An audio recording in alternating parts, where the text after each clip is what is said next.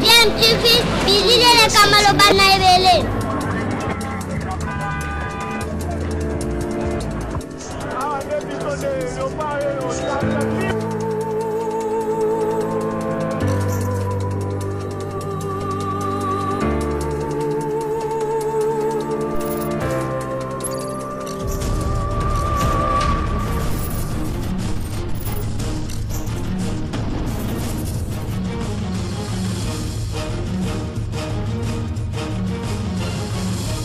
DMTV toujours en avant.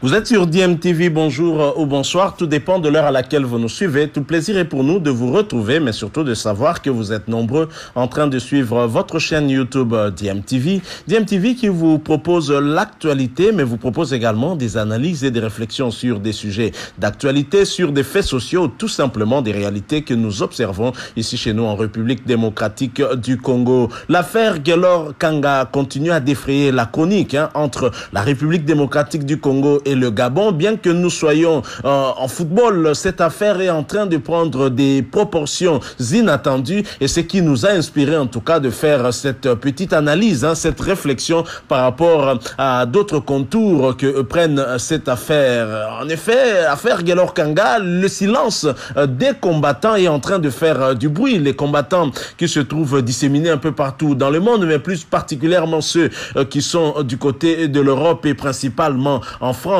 lieu de résidence d'ailleurs du joueur congolo-gabonais. Donc, vous savez, la Fédération congolaise de football association, depuis un moment, a porté plainte au niveau de la Confédération africaine de football pour usurpation d'identité, ce qui pourrait, si la République démocratique du Congo venait à avoir raison, disqualifier le Gabon et ainsi appeler à des sanctions contre le joueur qui a complètement changé son identité, non seulement le nom, mais également la date ainsi que le lieu de naissance. Alors pourquoi ça nous inspire sur les combattants? Parce qu'on voit toutes les énergies qu'ils déploient, en tout cas pour empêcher tel ou tel autre artiste musicien d'exercer son métier. Et visiblement, les combattants de la République démocratique du Congo, du moins ceux qui se disent combattants, sont devenus plutôt des combattants des concerts, des combattants des musiciens, des combattants des journalistes,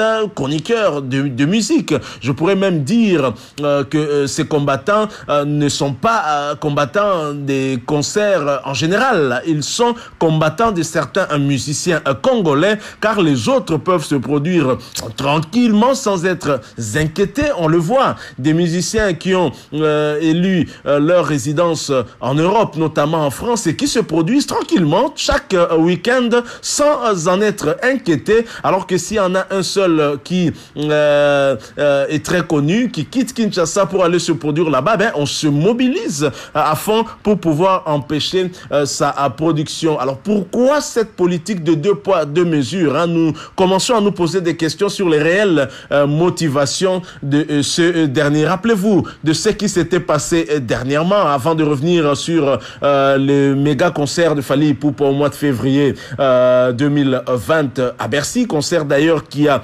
pleinement réussi juste avant que des mesures contre cette pandémie à Covid-19 ne soient prises par les autorités françaises. Rappelez-vous comment les combattants s'étaient mobilisés pour empêcher le concert d'Héritier Watanabe à l'Olympia de Paris. Ils ont loué des bus de Bruxelles à Paris rien que pour plomber le concert de Héritier Watanabe. Ils sont même allés jusqu'à brûler des véhicules sur la place publique à Paris, ce qui a amené en tout cas les autorités compétentes au niveau de Paris, notamment le maire de Paris, à annuler cette production d'Héritier Watanabe. Ils ont récidivé en louant des bus d'un peu partout en Europe et à Paris, rien que pour plomber le concert de Fally Ipupa à Bercy. Et cela n'a pas marché parce que Fally Ipupa était resté ferme et s'est quand même produit. Je pense que c'est cette production finalement qui est est en train de déclencher toutes les autres productions que nous allons voir d'ici peu. Si n'eût été en tout cas cette problématique à pandémie, à Covid-19 pour faire en sorte que ces concerts soient reportés. Je vois notamment le concert de Kofi Olomide qui devait se jouer à Paris, la Défense Arena, la salle de 40 000 places, et Werason au mois de juin ici au Zénith de Paris pour la 5e fois, mais reporté pour le mois de septembre. Mais ce n'est pas pour le fait des combattants, mais seulement pour cette pandémie à Covid-19 qui n'en a pas encore fini avec le monde entier. Alors, vous avez vu en marge même de la production de Fally Ipupa à Bercy, alors que ces derniers n'étaient pas parvenus à arrêter le concert de Fally, ils s'en sont pris en tout cas aux paisibles Français, aux paisibles habitants de Paris, notamment dans la gare du Lion, où ils ont brûlé tout autour de la gare du Lion. Ça avait même indigné en tout cas beaucoup de Français, et même les politiques français avaient réagi. Comment des Congolais peuvent amener leur champ de bataille ici à Paris alors que le problème concernant leur pays se fait à plusieurs kilomètres loin de Paris? C'était vraiment interrogé.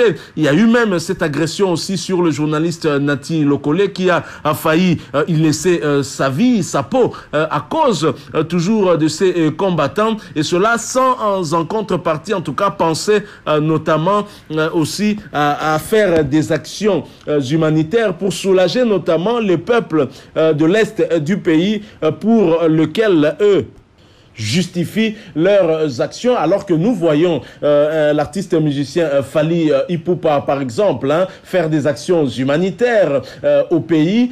Fally Ipupa n'hésite même pas de descendre, de se rendre à l'est du pays, notamment à Goma, pour faire des dons et pour réconforter les cœurs blessés uniquement avec ce qu'il peut donner, et c'est-à-dire bien évidemment sa musique, mais au-delà de ça, ce que la musique lui donne, ce qu'il gagne avec la musique, Fally Ipupa c'est également partagé avec ceux qui souffrent en faisant des dons en termes de produits pharmaceutiques, des dons en termes d'ambulance et autres. On a vu Fally Ipupa même ici à Kinshasa faire des dons au travers Caritas pour aider les Congolais en situation difficile, notamment lors du confinement qui a été décrété dernièrement par les autorités congolaises. Alors, mais bien évidemment, ce genre d'action n'est pas salué par les combattants. Eux, finalement, préfèrent empêcher l'artiste justement de gagner quelque chose et par la suite de pouvoir partager avec sa population en empêchant justement ce qui peut lui donner de l'argent et pour faire ce genre, poser ce genre d'actes salutaires pour la population dont les combattants justement s'appuient pour justifier leurs actions. Alors, nous nous étonnons du silence de ces mêmes combattants dans l'affaire très médiatique de Guelor Kanga, un Congolais passé à l'ennemi et qui souhaite la perte de la République démocratique du Congo juste pour assouvir ses besoins d'argent et qui certainement après sa carrière entrera tranquillement en République démocratique du Congo, construire des immeubles ça et là et commencer à nous montrer les immeubles, l'argent qu'il a eu à emmagasiner du côté du Gabon et du côté des pays où il a évolué, il a pu faire sa carrière professionnelle. Donc comment, quel genre de peuple on est, le disait un autre combattant, Oyo peuple Nini Boketu Wayambo pour ne pas le citer. Justement, Boketu lui s'évertue à insulter des politiques, insulter des musiciens, mais pour le cas d'Espèce Silence Radio, on n'entend pas Boketu, c'est vraiment triste. Alors, pour le cas de Guelor Kanga, vous avez toute une famille qui espère que la RDC, leur pays d'origine et leur pays de nationalité toujours, parce que tout ce qui se fait là finalement c'est de l'usurpation d'identité tout simplement, ils espèrent que leur pays sera débouté et c'est pire que tout ce qu'on peut reprocher aux musiciens ou aux artistes comédiens congolais, tout ce que le combattant reproche à nos artistes musiciens et là, Silence Radio, alors que ce que cette famille-là a fait pour soutenir leurs enfants, leurs neveux, leurs cousins, leurs oncles, c'est la trahison pure et simple que comment pouvons-nous l'appeler autrement? Alors, Guelor Kanga, on l'a même vu au cours d'une émission où il se vantait en tout cas être résident en France, chef-lieu, en France bien évidemment, chef-lieu de la résistance congolaise. On sait que la résistance congolaise est notamment très active de ce côté-là. Il est même ami avec certains artistes engagés, mais motus et bouche cousues de ce côté-là. Vous ne verrez point des combattants très connus dans les parages, et c'est à croire que certains combattants cherchent une forme de médiatisation qui n'arrive plus facilement que lorsqu'on s'en prend à un gros poisson, lorsqu'on s'en prend à Kofi Olomide, lorsqu'on s'en prend à Werason, on s'en prend à Fally Ipupa, à Héritier Watanabe. On est sûr en tout cas de faire le buzz aussi et d'être suivi par des milliers de Congolais. C'est vraiment triste. Alors la question qu'on pourrait se poser, est-ce que Guelor Kanga a-t-il trahi le Congo? Je ne sais pas pour vous, mais pour moi, très clairement, oui. A-t-il fêté la défaite du Congo? Je ne sais pas pour vous, mais pour moi, très clairement, oui. On peut dire que les ingrédients sont réunis pour que les combattants soient en colère, pour que les combattants, justement, manifestent aussi leur colère face à cet acte de trahison.